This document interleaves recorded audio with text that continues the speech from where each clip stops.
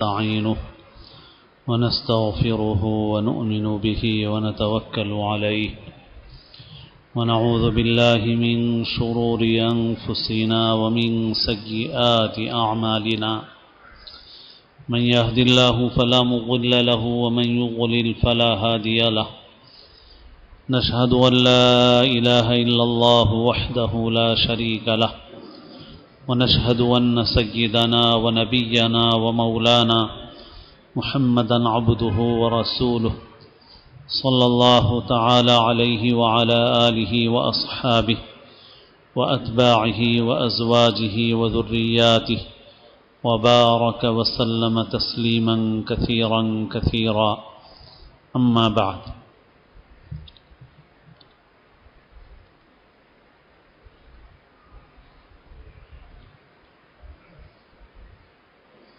قابل احترام بزرگوں، عزیز دوستوں اور ساتھیوں، اس دنیا میں اللہ تعالیٰ نے انسانوں کو پیدا فرمایا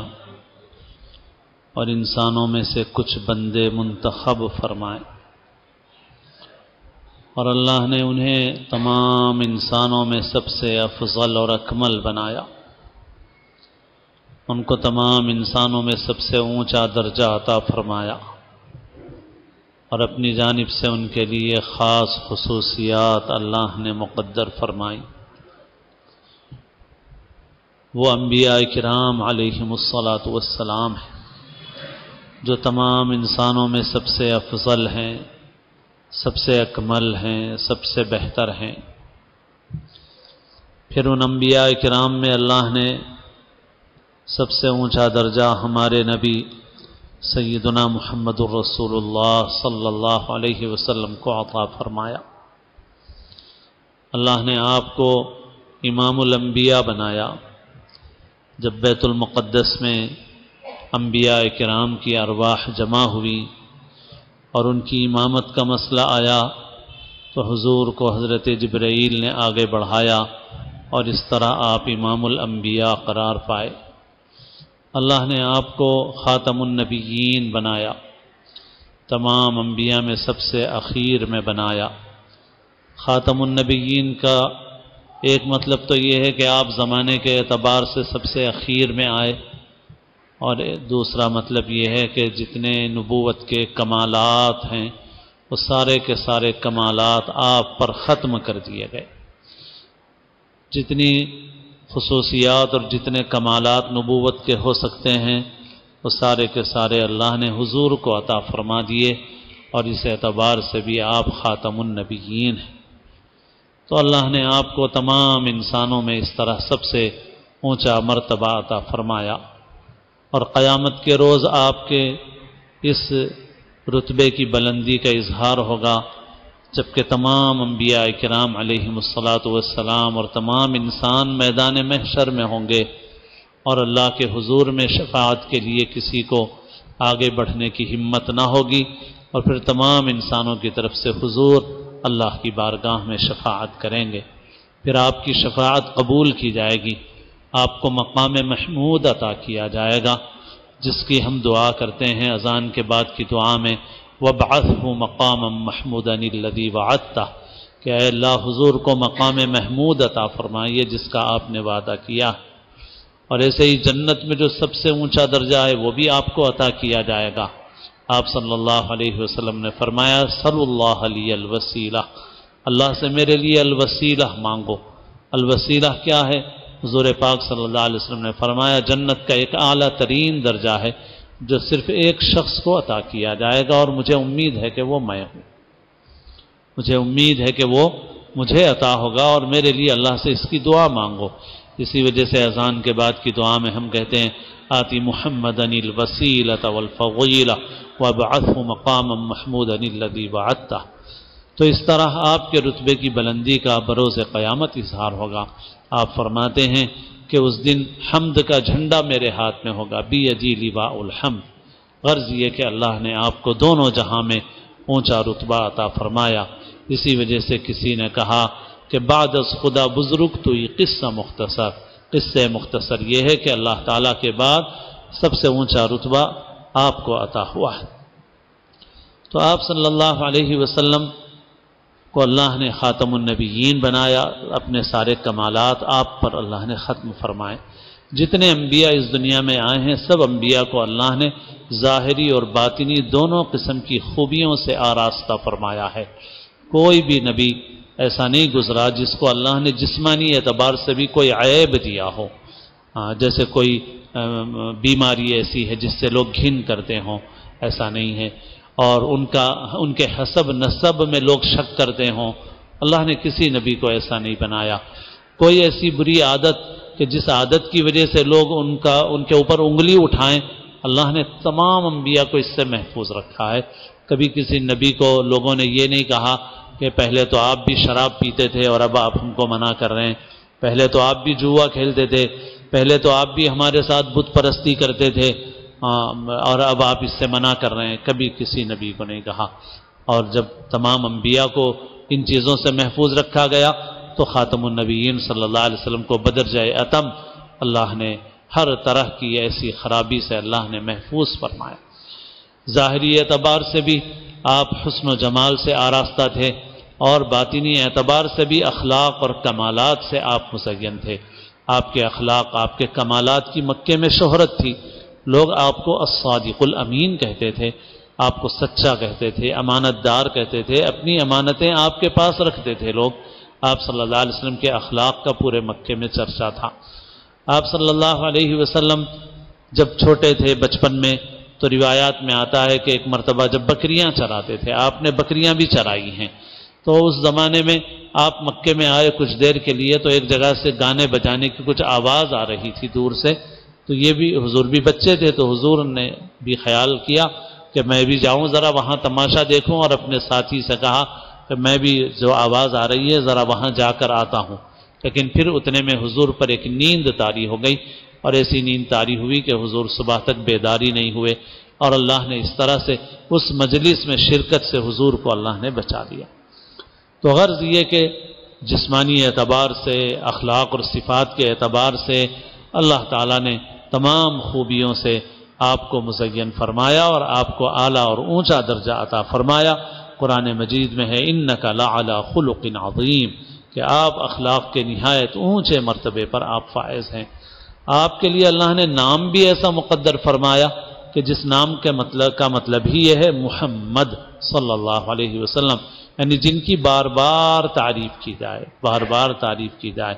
اللہ نے آپ کو محمد بنایا، حامد بنایا، اللہ کی حمد کرنے والا، اور آپ کے ہاتھ میں حمد کا جھنڈا ہوگا قیامت کے روز، آپ محمود ہوں گے، آپ کو مقام محمود سے سرفراز کیا جائے گا۔ غرض اللہ نے آپ کو بہت اونچا مرتبہ عطا فرمایا، آپ افضل الانبیاء ہیں، آپ کی محبت ایمان کا لازمی جز، اور آپ کی محبت کے بغیر کوئی ایمان والا نہیں ہو سکتا۔ آپ صلی اللہ علیہ وسلم نے فرمایا لا یؤمن احدکم حتی اکون احب الیہ من والدہ وولدہ والناس اجمعین، کہ تم میں سے کوئی کامل ایمان والا نہیں ہو سکتا جب تک کہ میں اس کے نزدیک اس کے والدین، اولاد اور تمام انسانوں سے زیادہ محبوب نہ ہو جاؤں۔ تو آپ کی محبت لازمی ہے ایمان کے لیے۔ آپ صلی اللہ علیہ وسلم کو اللہ نے ہمارے لیے نمونہ بنایا، آپ کا اتباع بھی ضروری ہے، محبت بھی ضروری ہے، اتباع بھی ضروری ہے۔ اگر محبت نہیں ہوگی تو اتباع نہیں ہوگا۔ تو آپ کی خصوصیات، آپ کے فضائل، آپ کے کمالات کو جاننا تاکہ آپ کی محبت خوب سے خوب ہو اور زیادہ سے زیادہ اس میں اضافہ ہو، یہ مسلمان کے لیے ضروری ہے۔ پھر آپ کی سنتوں کو جاننا اور آپ کی سنتوں کی پیروی کرنا، یہ بھی مسلمان کے لیے ضروری ہے۔ دونوں باتیں ضروری ہیں، آپ کی محبت بھی خوب ہو اور آپ کا اتباع بھی خوب ہو، اور آپ کے اتباع کے لیے کوشش کی جائے۔ آپ صلی اللہ علیہ وسلم کو اللہ نے تمام خوبیوں سے مزین اور آراستہ فرمایا اور آپ کے لیے نام محمد مقدر فرمایا، مگر اس کے باوجود جب آپ صلی اللہ علیہ وسلم نے دین کی دعوت دینا شروع کی، آپ نے 40 برس ایسے گزارے کہ آپ نے دعوت نہیں دی، کیونکہ آپ پر نبوت کی ذمہ داریاں نہیں ڈالی گئی تھیں۔ آپ نبی تو اس وقت سے طے ہیں جب اللہ نے حضرت آدم کو بھی پیدا نہیں کیا تھا، جیسے روایات میں ہے کہ کنت نبیا وآدم بین الماء والطین، کہ میں تو اس وقت بھی نبی تھا جبکہ آدم پانی اور مٹی کے درمیان تھے۔ تو آپ کی نبوت تو اس وقت سے طے شدہ تھی، مگر آپ صلی اللہ علیہ وسلم پر نبوت کی ذمہ داری ڈالی نہیں گئی تھی ابھی، اور آپ تیار کیے جا رہے تھے اللہ کی طرف سے اس کے لیے، یہاں تک کہ آپ 40 برس کے جب ہوئے اور غار حرا میں آپ تھے، آپ پر وحی نازل ہوئی اور اس وقت آپ پر نبوت کی ذمہ داریاں ڈالی گئیں اور آپ کو حکم دیا گیا کہ آپ اللہ کے پیغام کو اللہ کے بندوں تک پہنچائیں۔ تو جب حضور پاک صلی اللہ علیہ وسلم نے لوگوں تک اللہ کا پیغام پہنچانا شروع کیا تو لوگ آپ کے دشمن ہوئے، اس سے پہلے دشمن نہیں تھے آپ کے۔ اور یہ نقطہ بھی بہت سمجھنے کا ہے، بہت سمجھنے کا ہے کہ جب تک آپ نے دعوت نہیں دی تھی اس وقت تک آپ کا کوئی دشمن نہیں تھا، مکے میں کوئی آپ کی برائی کرنے والا نہیں تھا، آپ کو گالی دینے والا نہیں تھا، کوئی بھی نہیں تھا، سب آپ کی تعریف کرنے والے تھے، سب آپ کی تعریف میں رطب اللسان تھے، کوئی اختلاف کرنے والا نہیں تھا آپ کے کردار کے سلسلے میں، آپ کے اخلاق کے سلسلے میں۔ مگر جیسے ہی آپ صلی اللہ علیہ وسلم نے لوگوں کو دعوت دینا شروع کر دی اور لوگوں سے کہا یا ایھا الناس قولوا لا الہ الا اللہ، لوگوں لا الہ الا اللہ کہو تاکہ تم کامیاب ہو جاؤ، ایک اللہ کی عبادت کرو، ایک اللہ کی بندگی کرو، یہ سب شرک بت پرستی چھوڑ دو، پوری کائنات میں صرف ایک ہی ذات ہے، اس کا کوئی شریک نہیں ہے، اس کی کوئی صورت نہیں ہے، اس کا کوئی مجسمہ نہیں ہے، اس کا کوئی اسٹیچو نہیں ہے، اس کے ہاتھ پیر ناک کان ویسے نہیں ہیں جیسے انسانوں کے ہوتے ہیں، اس کو تم اپنی عقل سے اس کا اندازہ نہیں کر سکتے، بس وہ خالق ہے، وہ مالک ہے، وہی پیدا کرنے والا ہے، وہی روزی دینے والا ہے، وہی رب ہے، پیدا بھی اسی نے کیا، سنبھالتا بھی وہی ہے، چلاتا بھی وہی ہے، لہ الخلق والامر، پیدائش بھی اسی کی طرف سے ہے اور سارا مینٹیننس، کام چلانا، حکم دینا سب اسی کی طرف سے، ساری کائنات کو سنبھالنے چلانے والا وہ اکیلا ہے، کوئی اس کا شریک نہیں ہے، وہ رب ہے، وہ رازق ہے، لا الہ الا اللہ۔ بس اب دشمن ہوئے لوگ، آپ نے لوگوں سے کہنا شروع کیا کہ بھائی یہ برائی کا راستہ چھوڑو، شراب نوشی چھوڑو، جب شراب کی حرمت آئی اور دوسری برائیوں سے آپ نے شروع ہی سے منع فرمایا، آپ نے ظلم سے منع فرمایا، آپ نے بدکاری سے منع فرمایا، آپ نے جھوٹ سے منع فرمایا، آپ نے جوے سے منع فرمایا، آپ نے فرمایا کہ یہ برائیاں ہیں ان کو چھوڑو، شراب نوشی چھوڑو، جوا چھوڑو، بدکاری چھوڑو، عورتوں پر ظلم کرنا چھوڑو، میراث کا مال ناحق کھانا چھوڑ دو، لوگوں کو ستانا چھوڑ دو، اور آپ نے اچھے اخلاق کی تعلیم دی۔ جب آپ نے ایمان کی، اخلاق کی تعلیم دینی شروع کی اور دعوت دینا آپ نے شروع فرمایا تو وہ جو آپ کے چاہنے والے تھے وہ بھی آپ کے دشمن ہو گئے۔ اس سے پہلے ابو لہب آپ کا دشمن نہیں تھا، ابو جہل آپ کا دشمن نہیں تھا، لیکن جیسے ہی آپ نے دعوت دینی شروع کر دی تو آپ کا سگا چچا ابو لہب آپ کا دشمن ہو گیا، ابو جہل آپ کا دشمن ہو گیا، اور مکے کے بڑے بڑے سردار آپ کے دشمن ہو گئے۔ ہاں، تو جب آپ صلی اللہ علیہ وسلم نے دعوت دینی شروع کر دی تو پھر لوگ آپ کے دشمن بھی ہوئے، اور اللہ نے آپ کا نام نامی محمد مقدر فرمایا صلی اللہ علیہ وسلم، مگر وہ لوگ بھی تھے جو نعوذ باللہ آپ کو مذمم کہتے تھے، یعنی قابل تعریف نہیں، قابل مذمت ہیں۔ تو ایسا کیوں ہے؟ اللہ نے انسان کو جب پہلی مرتبہ دنیا میں بھیجا، انسان کے ساتھ اللہ نے ابلیس کو بھی دنیا میں بھیجا، جاؤ زمین میں، اب امتحان ہے تمہارا۔ تو دنیا میں اللہ نے اس وقت سے لے کے قیامت تک کے لیے مقدر فرما دیا، کیونکہ ابلیس نے مہلت مانگی قیامت تک کے لیے، انظرنی الی یوم یبعثون، کہ قیامت تک کے لیے مجھے مہلت دے دیجیے۔ اللہ نے کہا ٹھیک ہے، انک من المنظرین، تجھے مہلت دے دی گئی قیامت تک، تو قیامت تک کے لیے وہ بھی اپنا کام کرتا رہے گا۔ اللہ نے دنیا کو دارالامتحان بنایا، تو جہاں آپ کے نام نامی کو محبت سے لینے والے ہوں گے وہاں آپ کے دشمن بھی ہوں گے، آپ سے عداوت کرنے والے بھی ہوں گے، اور وہ محبت اور وہ عداوت اور دشمنی کیوں ہوگی؟ آپ کے پیغام کی وجہ سے۔ آپ کی ذات پہ تو کوئی انگلی نہیں اٹھا سکتا، لیکن آپ کے لائے ہوئے پیغام کی وجہ سے آپ کو نشانہ بنایا جائے گا، آپ کو برا بھلا کہا جائے گا، اور لوگ پیدا ہوں گے، پیدا ہوتے رہیں گے، تو شیطان اپنا کام کرتا رہے گا۔ جیسے اس وقت بھی حالات چل رہے ہیں کہ اس قسم کے لوگ ایسی حرکتیں، گری ہوئی حرکتیں کر رہے ہیں۔ ہمارا کام یہ ہے کہ ہم آپ کا ذکر خیر اس میں اضافہ کریں، اور آپ کے لائے ہوئے پیغام کو پہچانیں، آپ کے لائے ہوئے طریقے زندگی کو اپنی زندگی کے اندر لائیں، اللہ نے دنیا میں جتنے نبی بھیجے اللہ نے ان کو معجزے دیے. آپ صلی اللہ علیہ وسلم کو بھی معجزے عطا فرمائے. جیسے معجزے پہلے نبیوں کو ملے ویسے آپ کو بھی ملے. لیکن اللہ نے آپ کو جو سب سے بڑا معجزہ دیا وہ باقی رہنے والا معجزہ ہے. اس لیے کہ اگر ایسا معجزہ نہ ہوتا تو پھر قیامت تک آپ کی نبوت کیسے چلتی, آپ کی دعوت کیسے چلتی؟ اگر حضرت موسیٰ کی طرح معجزے ہوتے تو اس وقت کے لوگوں کو نظر آتے, پھر ختم ہو جاتے. تو اللہ نے آپ کو سب سے بڑا معجزہ دیا قرآن مجید. قرآن مجید معجزہ دیا, سب سے بڑا معجزہ کہ یہ ہے قرآن. اور حضور نے لوگوں کے سامنے اسی کو پیش کیا. آپ کے نبی ہونے پر کیا دلیل ہے؟ حضور نے کہا یہ قرآن ہے, یہ میرا کلام نہیں ہے, یہ اللہ کا کلام ہے. اور اس قرآن کا اعجاز آج بھی باقی ہے. اللہ نے حضور کو امی بنایا. آپ لکھنا پڑھنا نہیں جانتے تھے مگر علم اتنا دیا, اوتیت علم الاولین والآخرین, مجھے اولین اور آخرین کا علم دیا گیا. اللہ نے سب سے اونچا علم, سب سے اعلیٰ درجے کا علم اللہ نے آپ کو عطا فرمایا. اولین و آخرین کا علم آپ کو دیا گیا کیونکہ قرآن آپ پہ نازل ہوا. قرآن کی جس گہرائی تک ہماری رسائی ہو سکتی ہے کسی عام امتی کی, ظاہر ہے کہ حضور کی جو رسائی ہوگی اس سے تو بہت اعلیٰ درجے کی ہوگی. تو جب صرف قرآن اگر حضور پہ نازل ہو گیا اور قرآن کی گہرائی جو حضور کو ملی ہے وہی صرف اس بات کے لیے کافی ہے کہ یہ ثابت کرنے کے لیے کہ حضور پاک صلی اللہ علیہ وسلم کو اللہ نے سب سے اعلیٰ درجے کا علم عطا فرمایا, سب سے زیادہ علم عطا فرمایا. کیونکہ علم کا اصل سرچشمہ قرآن ہے, اور قرآن کا جتنا علم حضور کا ہے اتنا کسی اور کو نہیں ہو سکتا. جب اتنا علم کسی اور کو نہیں ہو سکتا تو پھر حضور کے برابر علم کسی اور کو کیسے ہو سکتا ہے؟ اور یہ ایک چھوٹی سی مثال جو اس سے پہلے بھی کبھی ذکر کی جا چکی ہے کہ چند سالوں پہلے بعض علماء نے, عرب علماء نے کچھ کوششیں کی تھیں ایسی کہ کچھ سائنسدانوں کو بلایا جائے, جمع کیا جائے اور ان سے کچھ میٹنگیں کی جائیں. تو مختلف موضوعات پہ ہوئی ہیں, جغرافیہ کے سلسلے میں بھی ہوئی, اور ایک میٹنگ ہوئی علم الجنین کے ماہر ڈاکٹر کے ساتھ کہ جو پیٹ میں بچہ ہوتا ہے تو اس بچے کے مرحلوں کی جو تفصیل ہوتی ہے اس کے سلسلے میں اس کی تحقیق تھی. اس کو بلایا گیا اور اس سے پوچھا گیا کہ آپ کی اس وقت کی لیٹسٹ اور تازہ تحقیق کیا ہے؟ تو اس ڈاکٹر نے بتایا کہ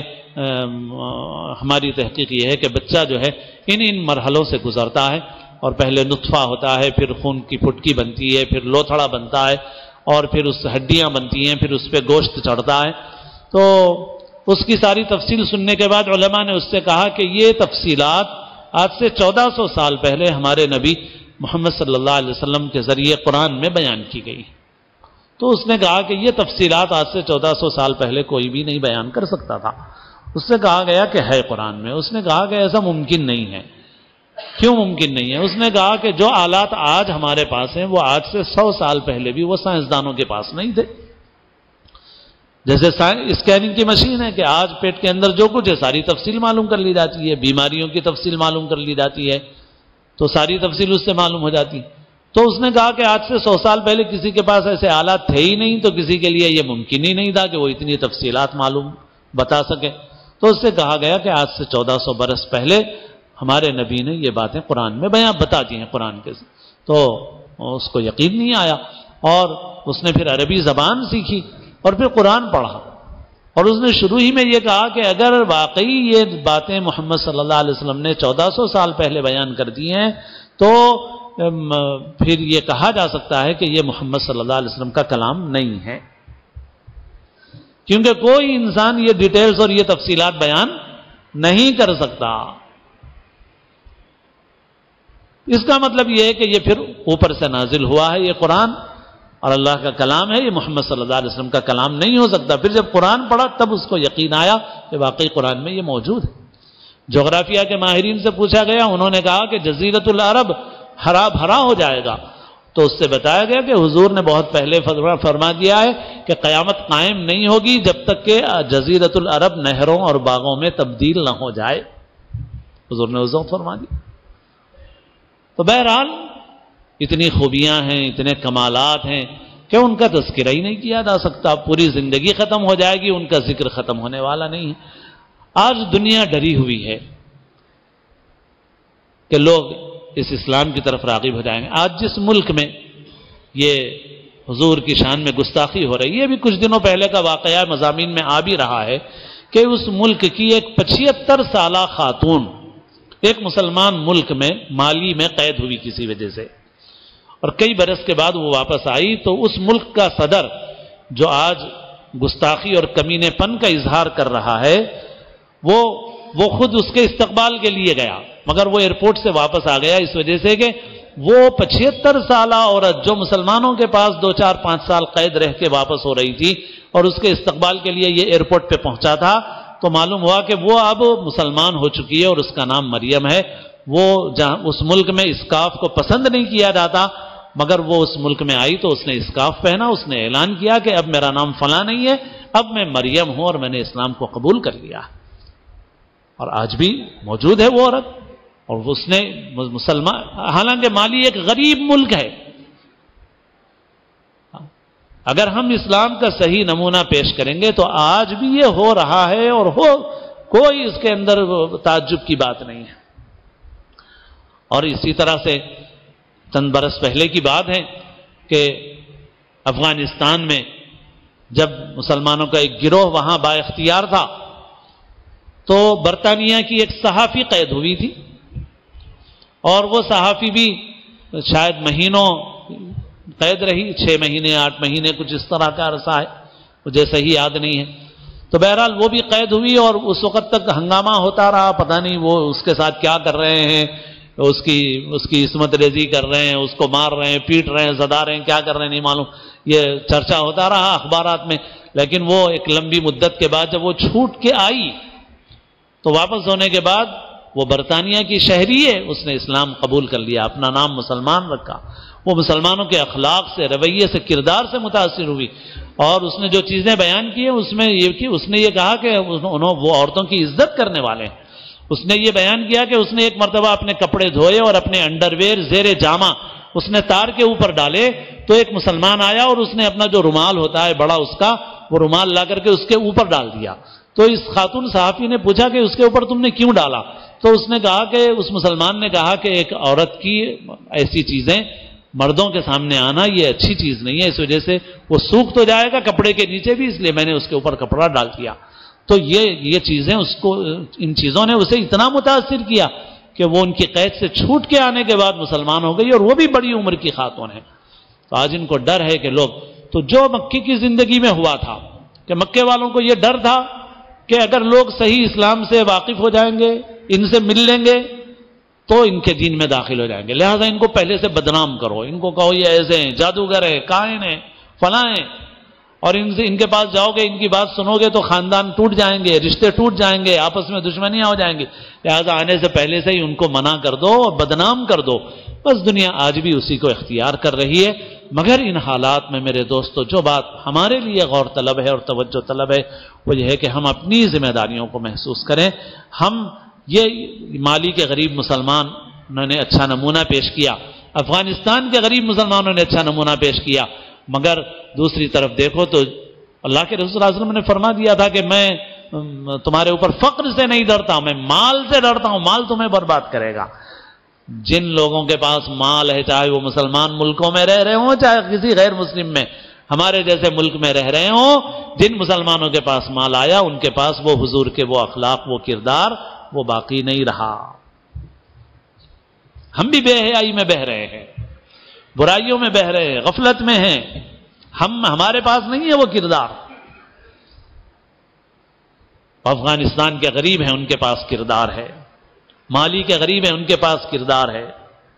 اور بھی ایسے ممالک افریقہ میں آج بھی ہیں